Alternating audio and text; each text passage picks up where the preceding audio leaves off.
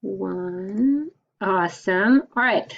So we're going to start with a screen share and we're going to talk about some details of works cited lists.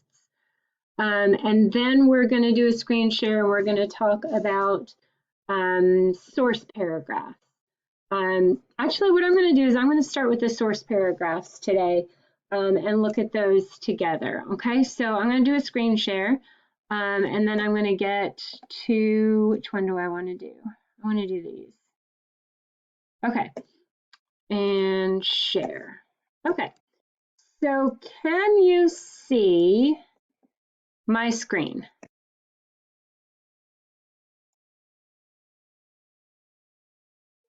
Okay, fantastic. So we're going to look at a variety of these today. I'm going to make it bigger so we can see it a little better. We're going to look at a variety of these today and discuss what's going right in them and what's not great in them. Okay, so there's a lot going right here. So the first thing that we should talk about is the topic sentence. That's our first step. These Confederate monuments symbolize and serve one primary purpose: to honor figures of the past who upheld an undemocratic vision of America. That's a strong topic sentence, y'all. That lets me know what this paragraph is going to be about really clearly. It's the opinion of the author stated with some strength. Now, there might be some editing to do. You could hear it when I read it out loud, but it's pretty strong. Okay. Then we have an introduction to the author, which is also really good. Keisha N. Blaine is an associate professor of history at the University of Pittsburgh. Okay. And then it says, and this is where we kind of go off the rails a little bit. She is also an author of the multi-prize winning book, Set the World on Fire, Black Nationalist Women in the Global Struggle for Freedom. Her research interests include Black internationalism, radical politics, and global feminisms. But y'all, what's the problem here? Anybody thinking critically, tell me what the problem here is? Can anybody here tell me what the name of the article is that we're about to be quoting from? No, you can't, because they didn't tell us. They told us about a book she wrote, but they didn't tell us what the title of the article is or what it's about, right? So we can replace this with something that says this article is called this and it's about this, right?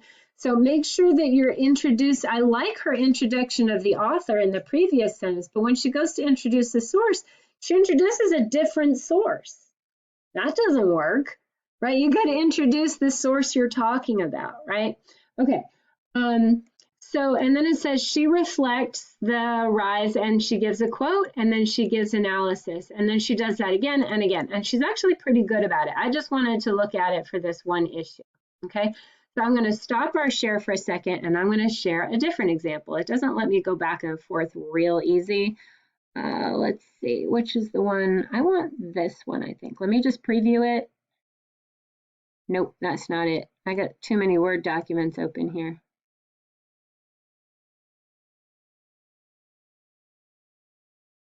Okay.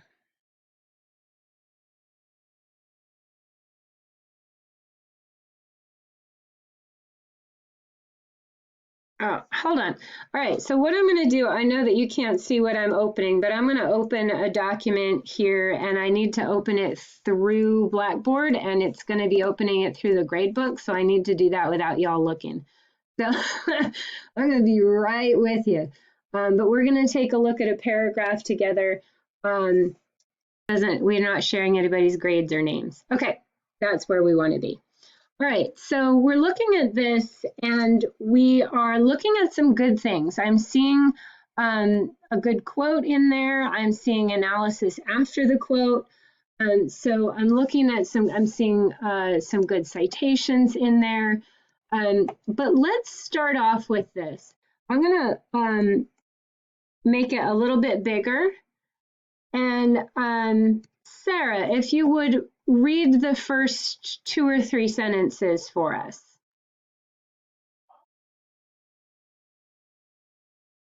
vigor, tenacity,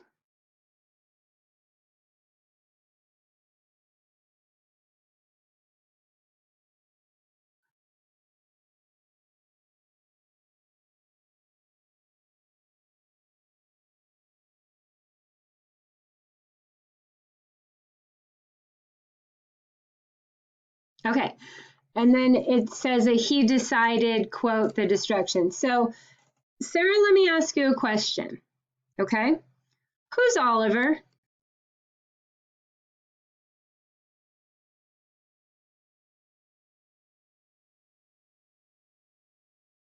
Okay. Why are we talking about Louisiana?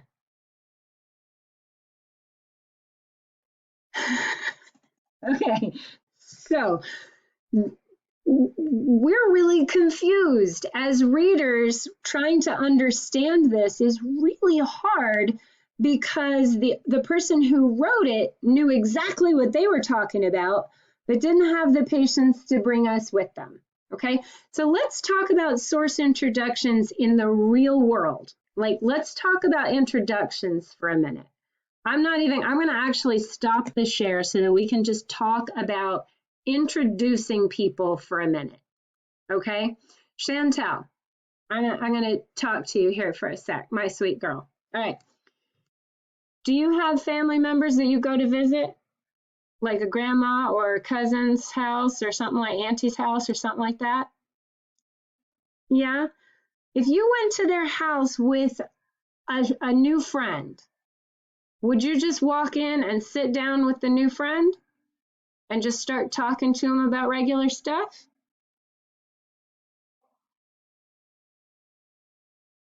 No. What would you do when you walked in with the new friend to say your grandma's house? Yeah. What would you say?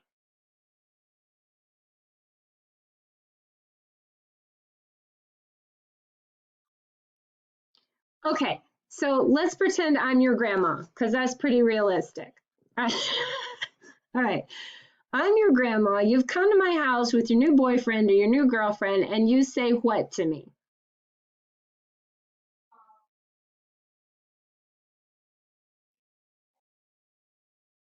You would say, "Hi, grandma, this is them."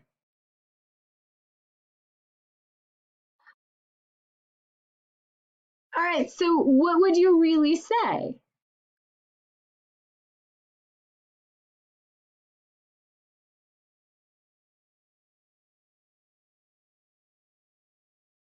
And you would say their name, right? Okay. Would you say their whole name or just their first name? You would say their first name. Okay. If you were introducing somebody to your pastor at church or something like that, you'd probably use somebody's full name, right? Like, let's say you're trying to bring somebody new into your church. You'd say, "This is my friend so and so." And then what would you say?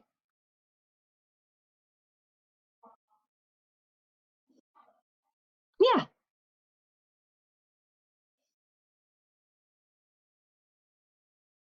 Hmm. And what's he doing here?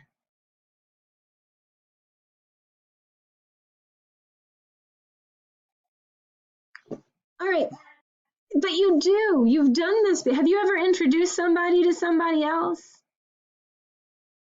Yeah. Have you ever been to an event where a speaker got introduced? What do they do? Somebody stands up at the podium and does what?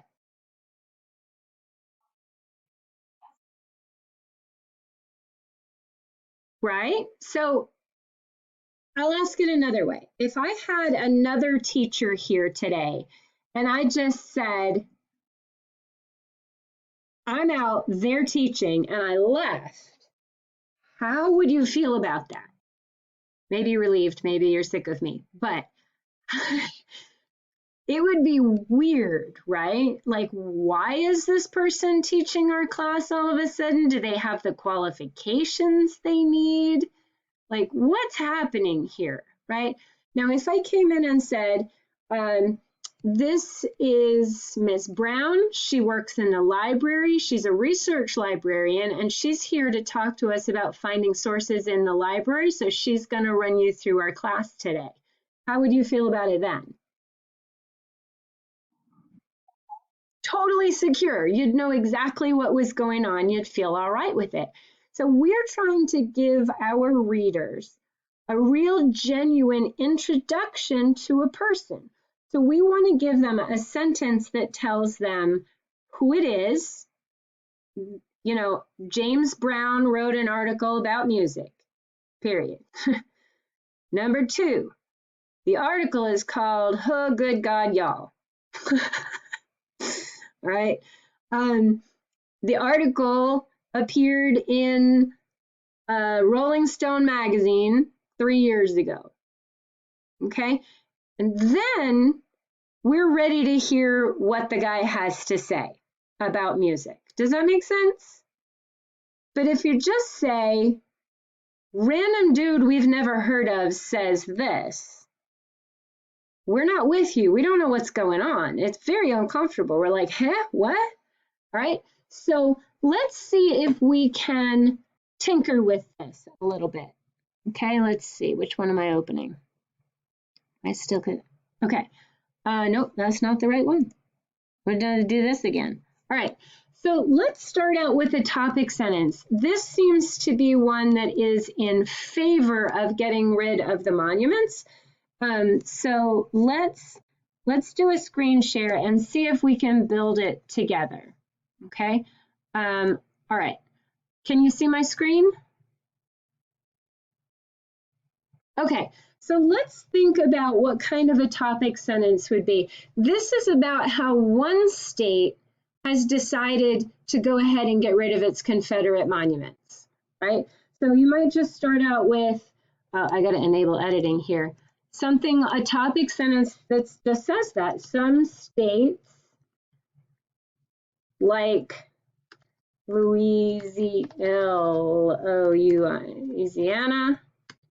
Louisiana, have decided to get rid of all their monuments, and it's a step in the right direction. You like it. Remember, you're arguing something here, right? What's next? Now what do we have to do? Who's Oliver? Did anybody recognize this article and know who the author is?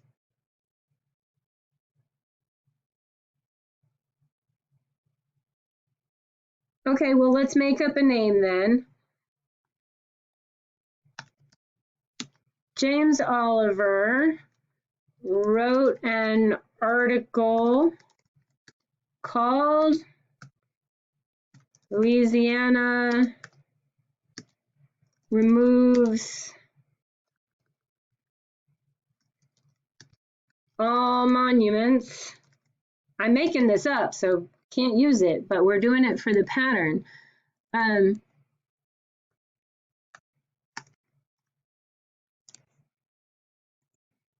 About how the state is taking a strong position, okay?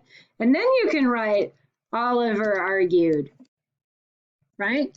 But we had like 3 sentences we had to write before Oliver argued would make any dang sense at all, okay? You jumped into the middle of a thought there, and we've got to go right from the beginning. Does that make sense? Okay. And then I want to talk about the analysis afterwards. Let's read this out loud. Jakaya, can you read the sentence that's highlighted out loud?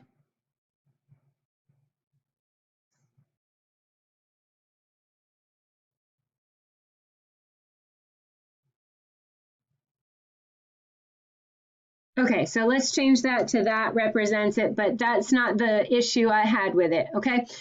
So whenever you see this, you've paraphrased instead of analyzing, okay?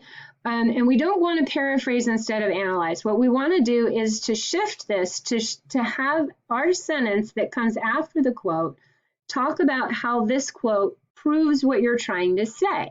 So we can change it just by changing this first part. The second part is actually pretty good. So you can say,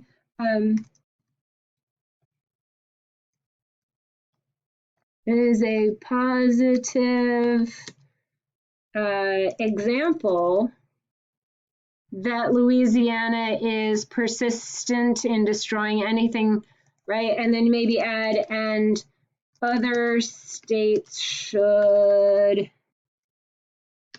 follow their example, right? Again, you're arguing. You're not trying to prove to me that you can read articles on the internet and understand them. You're trying to make an argument. You're trying to prove it, and you're trying to prove it with the quotes you choose. So I know what they mean. I don't need you to tell me what they mean. What I need you to tell me is how this proves that you're right. Okay? All right. They believe that other states will not make them feel inferior because of the decisions that they make. I like that. They're taking a leadership position here. Now, we have another quote integration here, and I got to tell you, I love the choice of the word decided because it's not he says, but I'm not sure, is this still Oliver? Is this the author? Who is this? Who's he?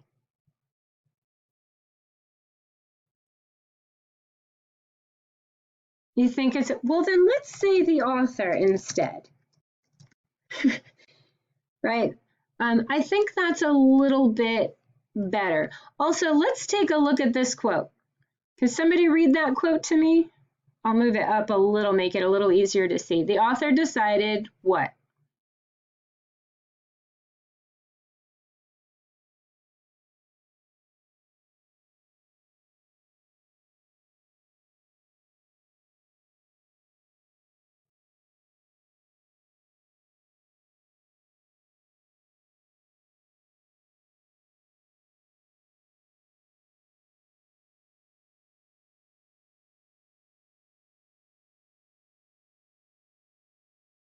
Okay, now, this quote, does it agree with this quote?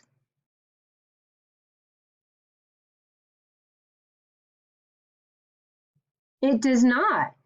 So this one is arguing in favor of the monuments being removed, and this one is saying if you remove the monuments, you should be lynched.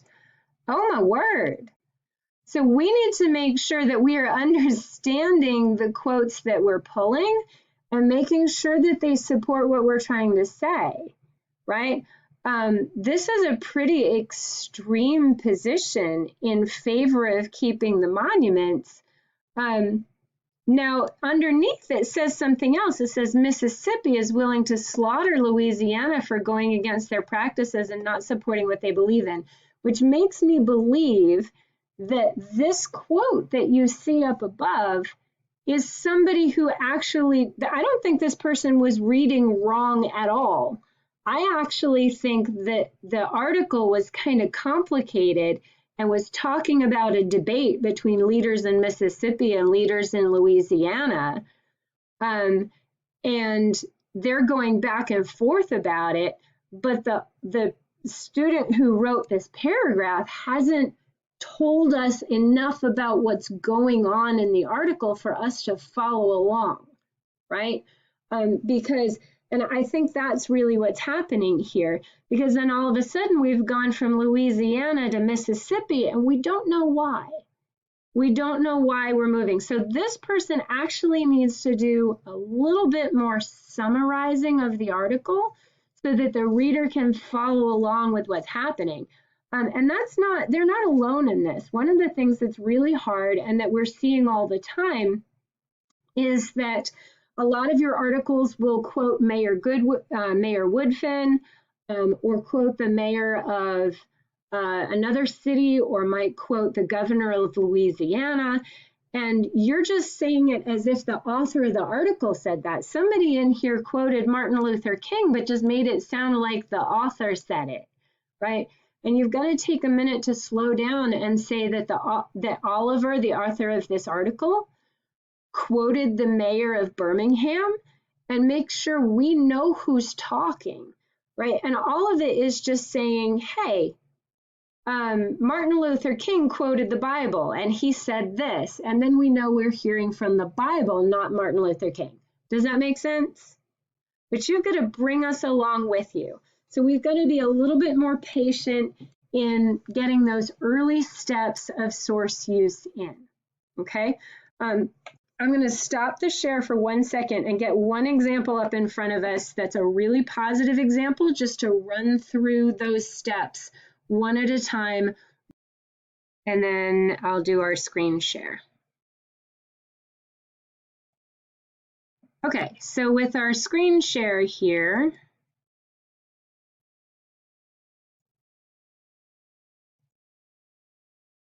okay, so in this article, we have, in this source paragraph, we have the steps, and they're done really carefully. They've clearly sat with the source use steps, and they've gone, okay, let me get my topic sentence.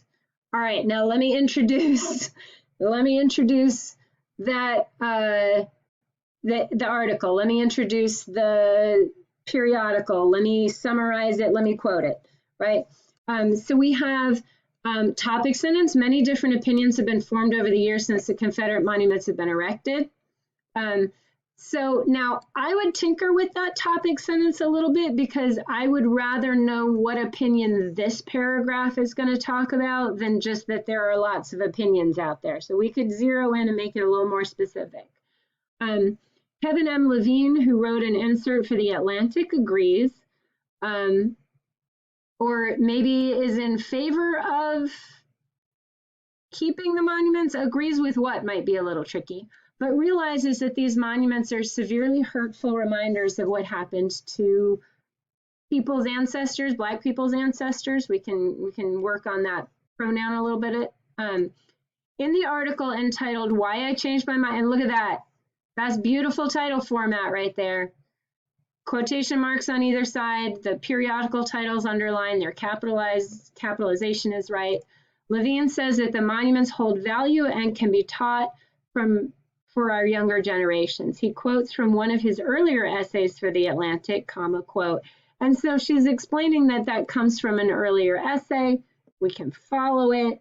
And then she says, then here's where I would like to see a little bit, and again, I'm sharing paragraphs that have some things in them that need a little work. We need a little bit more analysis before he then goes on to state, right? How does this, we can let them be, appreciate their aesthetic qualities, and reflect carefully on their history. How does that prove this person's point about wanting to keep the monument? We got to put that in there, right? You know, so we can add something like, just because the monuments have a painful history doesn't mean that they don't have any use. Or, hey, just because a novel brings up some bad feelings for you doesn't mean we should, you know, burn the book, right? So we've got to get that analysis in there before we move on to the next step. But look at this right here. This is wonderful. Chantel, read that to me.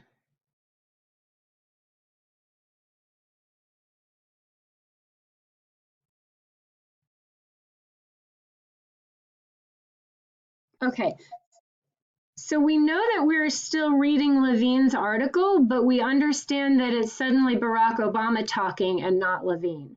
And that's really important. She's given, and she didn't make it hard. It wasn't hard to tell us that it was Barack Obama talking. It's just right there, and it's simple and it's clear. But she brought us with her in understanding who Levine was quoting, so that we know now that that's a Barack Obama quote, right? Does that make sense? Okay, so there's a lot of really good stuff here, and I just wanted to kind of share that. What I'm going to do now is I'm going to put you in some breakout rooms, and I would like you to, each of you, because everybody in here has something to work on in these. I would like you to make a little list of the steps that you need to add to your paragraph or revise in your paragraph, in your source paragraphs, okay? So I want you to take a look in there and I want you to decide, what do I need to add? What steps did I skip? What steps do I need to have more patience with or revise? So I want everybody to have a little list, and then we'll come back to the group. Okay, so looking at this, I'm going to make it just a little bit bigger, but not much, because I want it all to appear on one screen here. And I'll move this back up because that's weird.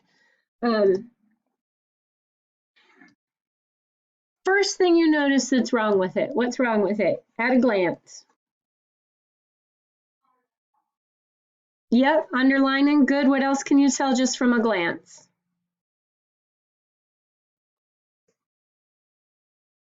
Yes, that was the first thing I noticed. LYMB is not alphabetical order.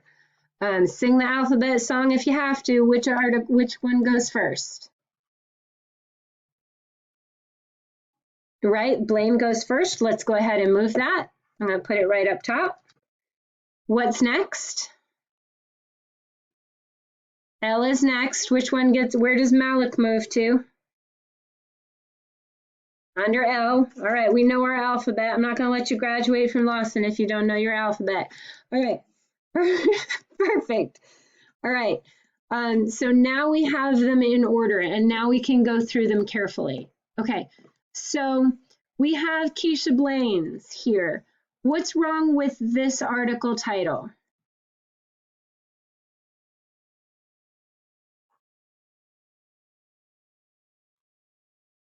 Chantel, what's wrong with this article title?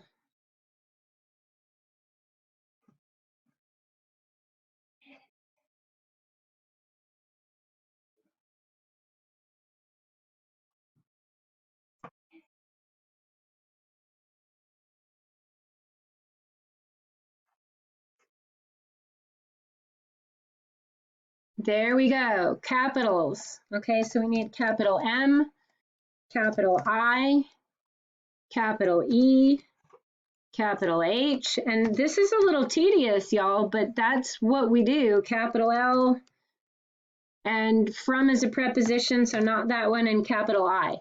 Okay, so that's a lot of fixing, right? All right, what's wrong with this title?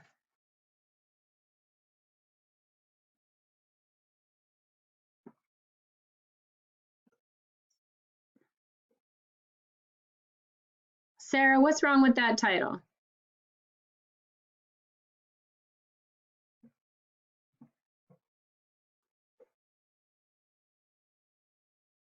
That's correct. Right. So it's not underlined. All right. What's wrong with this date format?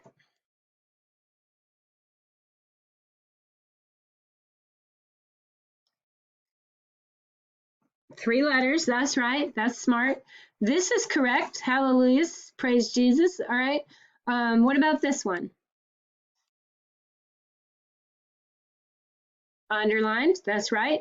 My other class kept in their discussion board, they kept saying, you don't need to underline your database title. And I was like, yes, you do. Yes, you do. So yes, database title gets underlined. Library is good. October's good. The rest of it's pretty good. All right.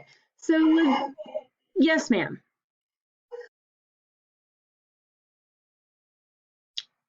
Somebody answer that. What's that last date?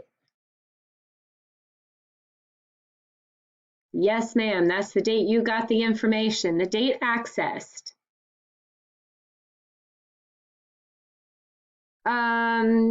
Yeah, sometimes at the bottom of where you saved it or printed it, it'll say the date that you accessed it. So check. But yeah, you can estimate it. Or you can make it the most recent date. You can look it up tomorrow and put tomorrow's date on it, and then that would work. All right. I mean, in the bottom, in the final analysis, I can't tell. It's not like I can check that. Okay, I can check all the other stuff. I can't check that one. All right, what's wrong with this one? There's a few little things wrong with it. What are they?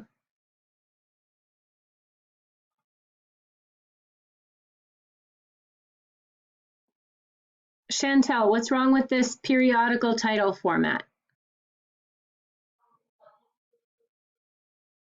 Very good, smart. Okay, so underlined. And Mitzi, what's wrong with the database title?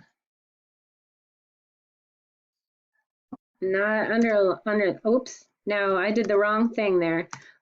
You can choose either italics or underline, but be consistent. They're the same thing, really. Pick which you want to use and just go for it. Okay, there's one more thing wrong with this. Who's going to win all the money and tell me the one more thing that's wrong with this? Jakaya, can you see it? This entry right here, the Kevin Levine.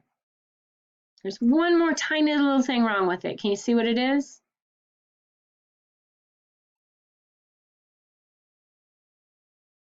I'll give you a hint. It's in the date.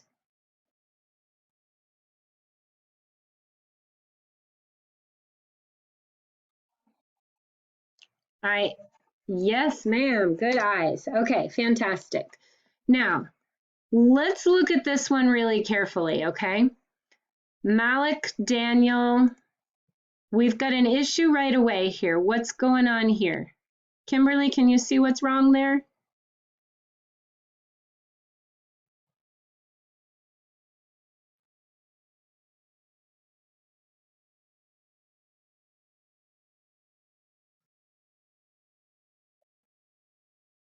Yes, ma'am. Smart. And what's missing after Daniel? Yeah, okay, you're on it today. Fantastic. Then what's going on here? Sanaya, tell me what's wrong with this title.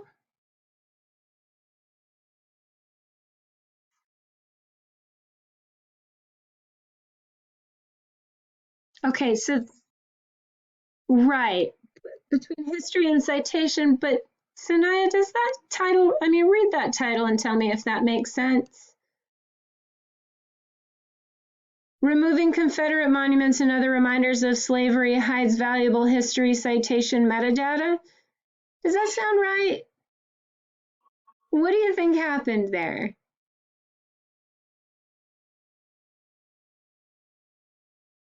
It's not your mistake, but see if you can diagnose it. What happened there?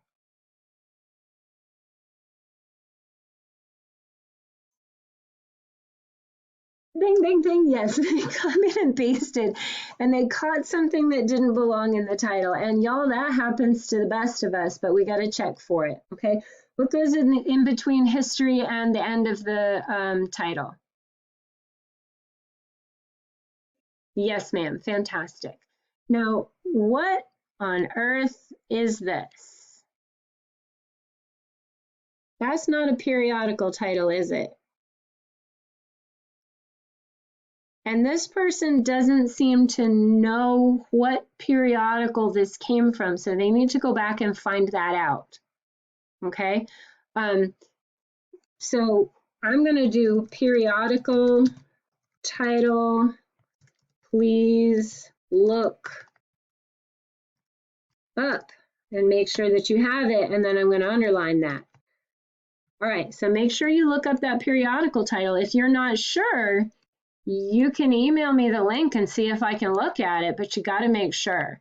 All right, so June 2017, and we don't have a day for that. So we'd have to really look at this source again.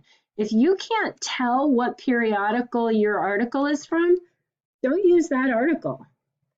Okay, make sure that you are understanding everything about the sources you're using, please. Okay. Now this is from the Opposing Viewpoints database, and that should be underlined. Library needs to be capitalized. There's a lot of picky, and October needs to be capitalized. That's a lot of picky work, right? All right, somebody run me through the problems in the last entry.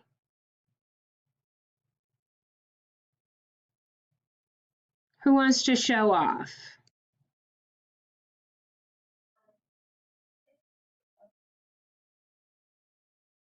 Right, good. Yes, ma'am, she's on fire. Nope, no period there. Nope, don't need one. Yep, very good. So far, so good over here. That period does not get underlined. And boy, are we talking picky here or what? Library. I know. Sometimes when I'm doing these, I make the font really big while I'm working on them so that I can see those dumb details. One more thing is wrong. Yes, good eyes. Okay. Now, I'm going to show you how to format these. Okay, so the first thing I'm going to do is highlight them and go up here to the spacing. And I'm going to remove space before paragraph and remove space after paragraph. Okay, and then I'm going to get rid of the extra spaces. I'm not supposed to have those extra spaces. And you're looking at it going, that looks like a hot mess. It does. We're not done. Then you highlight it again and you go up and you choose double spacing. And now you work on that hanging indent. And to get that hanging indent, you take your cursor and you put it at the end of the line. You hit enter and tab. And then you do it again, enter and tab. And it should look like that. Now the Levine, we do enter at the end of the first line and tab, and that's just one line. After hides in the Malik entry and tab. Now watch what happens here. This is annoying. Okay, it didn't do it. Sometimes when you do that, it underlines the tab space. And if it does that, you've got to select it and undo the underlining. We didn't do it for me here, but sometimes it does that. Enter and then tab. And this is what a works cited list should look like. Okay.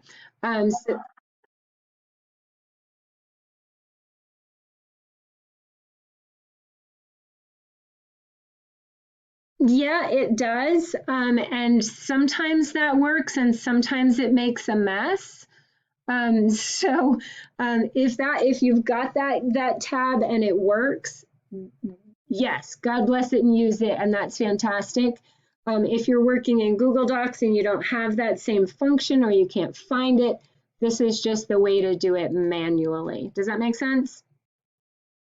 Okay. But yeah, hey, if you can find that shortcut to it, go ahead and shortcut it. Just make sure that it's not going in and in and in. Don't make sure, see this box right here? That one, don't make sure it's not centered. That's a disaster. If you do this and you choose this, way off, right? And you don't want it aligned on this side either. So make sure you're not using any of those. We want to go back and make sure it's lining up along this side and just indenting. Okay, does that make sense? Uh-huh.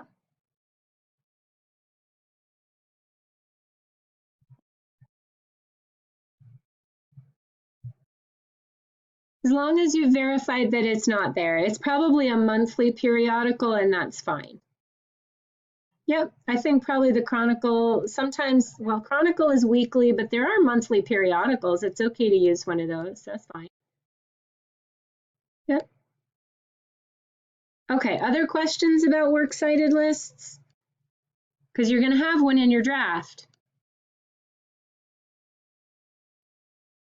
All right, y'all.